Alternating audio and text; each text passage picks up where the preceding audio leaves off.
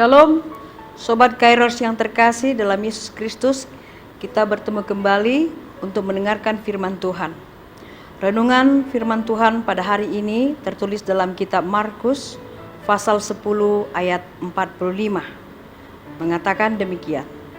Karena anak manusia juga datang bukan untuk dilayani, melainkan untuk melayani dan untuk memberikan nyawanya menjadi tebusan bagi banyak orang.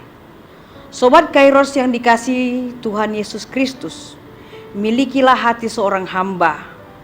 Hati merupakan bagian terdalam dari spiritual seseorang. Di dalamnya termuat motivasi, niat, keinginan, dan dorongan murni untuk melakukan suatu tindakan.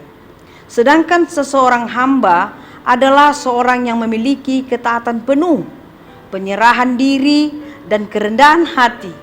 Oleh sebab itu, miliki hati seorang hamba berarti memiliki dorongan motivasi yang murni untuk melakukan suatu tindakan di dalam ketaatan penuh, penyerahan diri, dan kerendahan hati. Inilah yang dikehendaki oleh Tuhan Yesus untuk dimiliki setiap orang yang percaya kepadanya. Tuhan Yesus adalah cerminan sempurna seorang hamba. Dia melayani semua orang di dalam ketaatannya kepada Bapanya.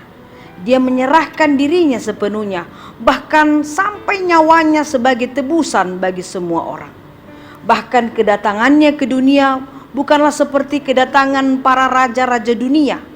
Dia lahir di dalam kandang domba, dia diletakkan di dalam sebuah palungan, dibalut dengan sebuah lampin, bahkan kerendahan hatinya yang amat menghamba dapat jelas kita baca di dalam Filipi pasal 2 ayat 6 sampai 7 yang mengatakan, yang walaupun dalam rupa Allah tidak menganggap kesetaraan dengan Allah itu sebagai milik yang harus dipertahankan, melainkan dengan mengosongkan dirinya sendiri dan mengambil rupa seorang hamba dan menjadi sama dengan manusia.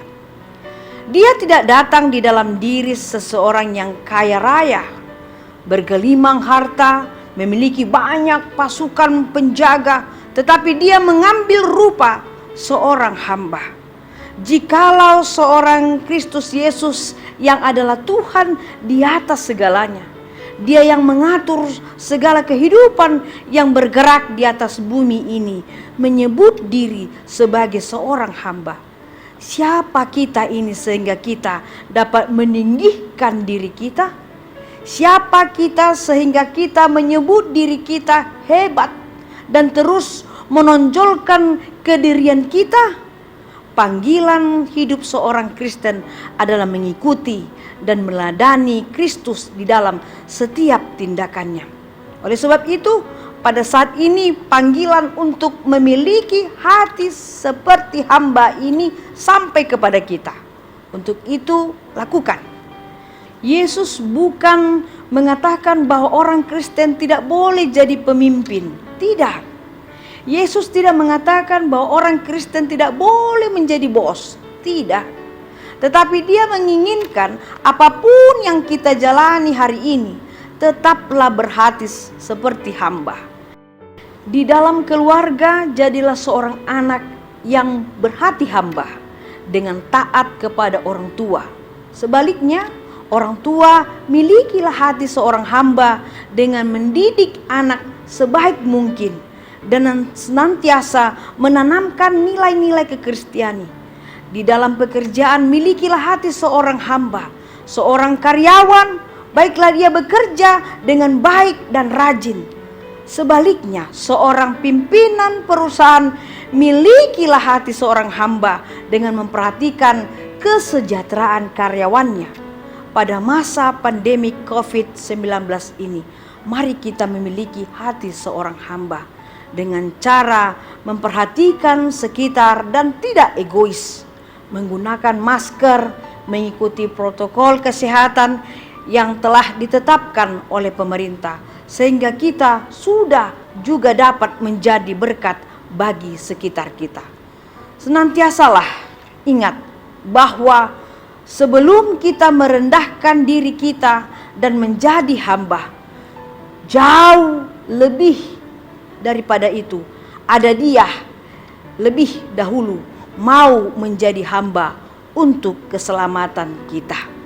Dan Dia yang telah lebih dahulu merendahkan diri serendah-rendahnya untuk menebus dosa kita. Ada Dia yang lebih dahulu memberikan dirinya melayani kita, bahkan sampai mati di kayu salib untuk menghapus segala pelanggaran kita. Demikian saudara Kairos yang terkasih, firman Tuhan yang kita dengarkan saat ini. Tuhan memberkati.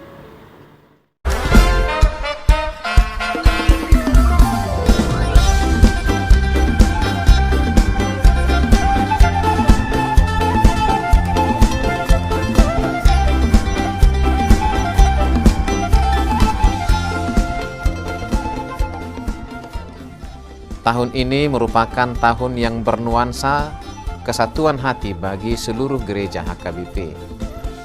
Kita telah menetapkan orientasi pelayanan tahun 2022 sebagai tahun kesehatian di bawah terang tema sehati sepikir dalam satu kasih, satu jiwa dan satu tujuan dari Filipi 2 ayat 2. Dan subtema mewujudkan kesehatian dan kesetiakawanan bagi gereja, masyarakat, dan bangsa.